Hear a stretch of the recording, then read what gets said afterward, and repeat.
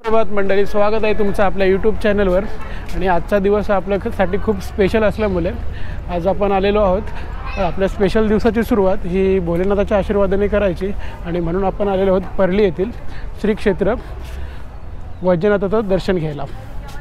आज सकाळी 5 वाजता आपली ट्रेन जी आपण काल संध्याकाळी 4 वाजता पनवेलवरून पकडली होती, जी हुजूर साहिब नांदेड ट्रेन, ती आज सकाळी 5 वाजता परली रेल्वे स्टेशनला आली। त्याच्यानंतर रेल्वे स्टेशनच्या बाहेरला आल्यावर तिथून आपण रिक्षा पकडली, जी पर पर्सन 20 रुपयात आपल्याला परली वैजनाथाच्या मंदिराजवळ घेऊन सोडते। तर आता आपण प्रथम मंदिरात जाऊया, दर्शन करू आणि मग आजूबाजूचे अपडेट मी तुम्हाला देतो।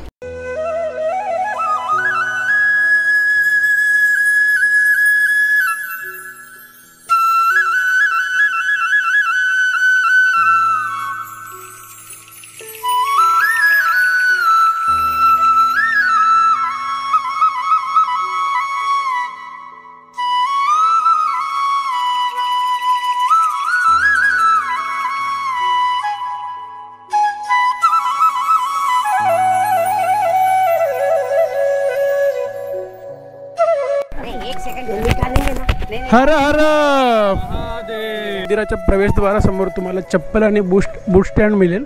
आता तिथे आता आपण आपले शूज वगैरे ठेवूयात आणि मग आपण डायरेक्ट मंदिरात जाऊ।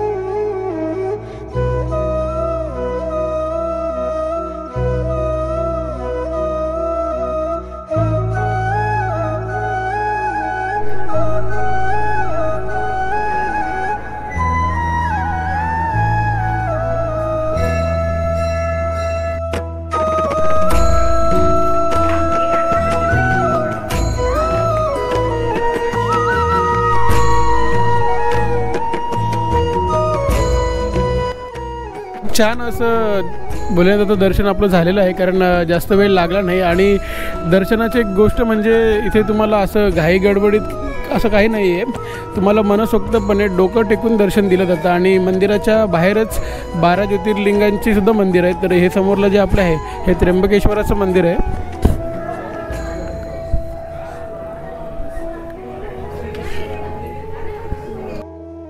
तर थोडे पुढे गेल्यावर आपल्याला श्री घृष्णेश्वराचं सुद्धा मंदिर इथं दिसतं।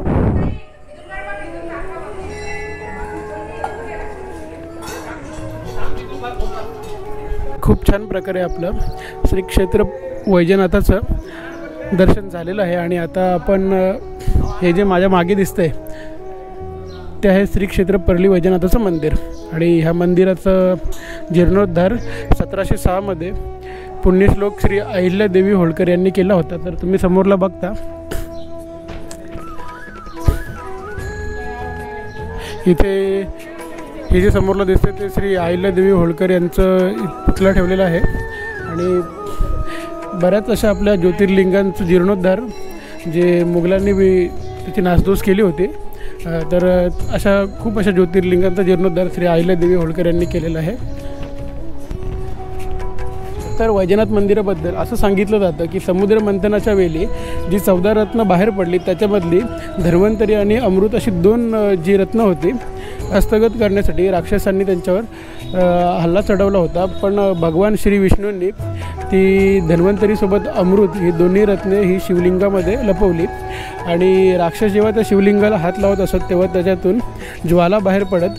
पण शिवभक्त जेव्हा त्या शिवलिंगाला हात लावत असत तेव्हा तिथून अमृताचा प्रवाह वाहू लागला आणि मग रोगाचा नाश करणारा म्हणून वैद्यनाथ ह्या ज्योतिर्लिंगाची प्रचिती झाली.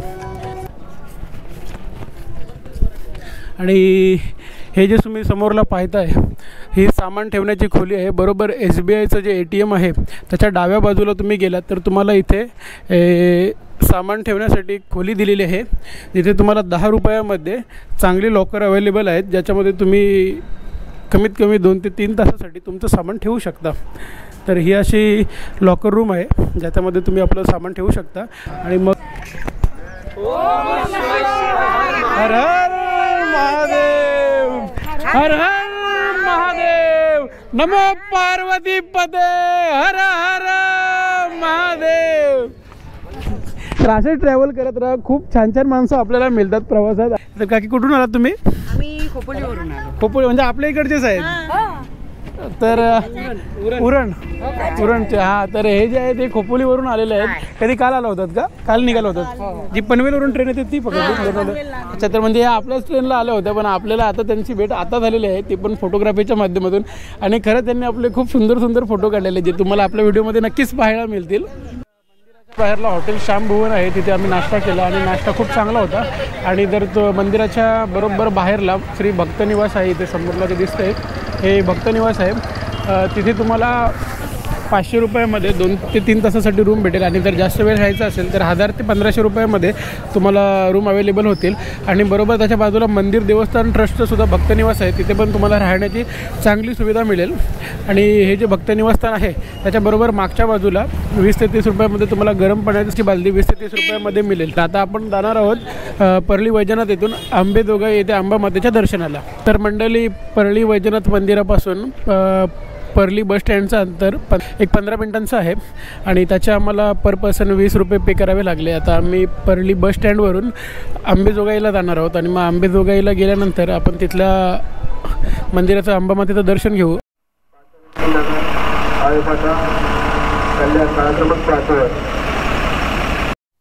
आम्ही अंबेजोगाई बस स्टँडला पोहोचलेलो आहोत आणि परली वैजनाथपासून अंबेजोगाईला येण्याचे पर पर्सन 30 रुपये पे केलेत. आणि अंबेजोगाई बस स्टँडपासून आता आपण अंबेजोगाई मंदिराकडे जात आहोत आणि त्याच्यासाठी आता आपण रिक्षा बघत आहोत.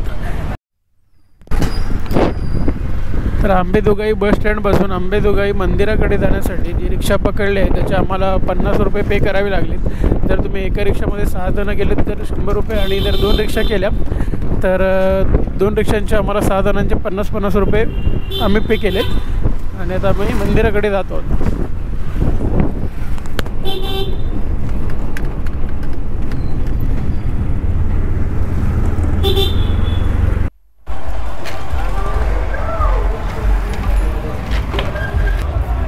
आतमध्ये भेटू.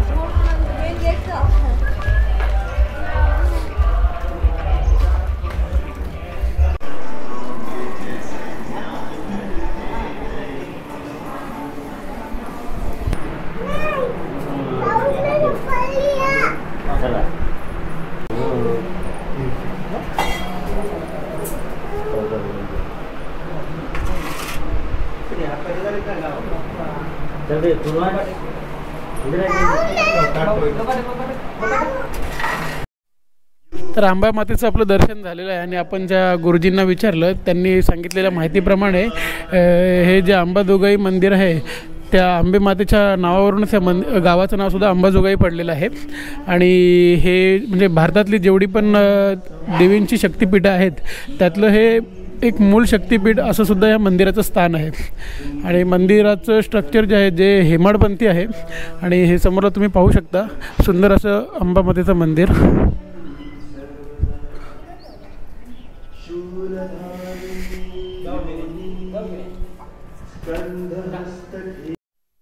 हे जे अंबाजोगाई मातेचं किंवा योगेश्वरी मातेचं मंदिर आहे तिथे दुपारी 12 ते 2 वाजेपर्यंत अन्नछत्र म्हणजे महाप्रसाद आपल्याला मोफत दिला जातो आणि आता आपण महाप्रसादाचा लाभ घेण्यासाठी त्या अन्नछत्राकडे जात आहोत.